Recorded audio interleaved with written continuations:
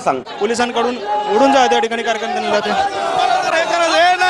साहेब तुम्ही सरकारच्या लोकांनी सांगितलं का आम्हाला उचलायला तुम्हाला हा तुम्हाला अजित पवारने एकनाथ शिंदेने आणि देवेंद्रजींनी सांगितलं का आम्हाला उचलायला साहेब आम्हाला तुम्ही शांततेने आंदोलन करू द्या नाही तुम्ही साहेब शांततेने आंदोलन करू द्या नाही तुम्ही आंदोलन करू द्या आम्ही जाणार नाही साहेब।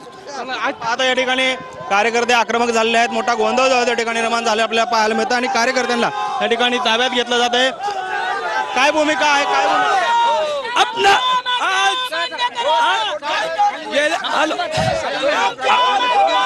फडणवीस सरकार जेव्हा सत्तेत आली होती, फडणवीस सरकारांनी जे वादे शासनासाठी केले ते पूर्ण केलेलं नाही। आज आम्ही आमचा जीव गेल्या हरकत नाही, आम्ही उठणार नाही जोपर्यंत कर्जमाफी होत नाही तोपर्यंत आम्ही उठणार नाही।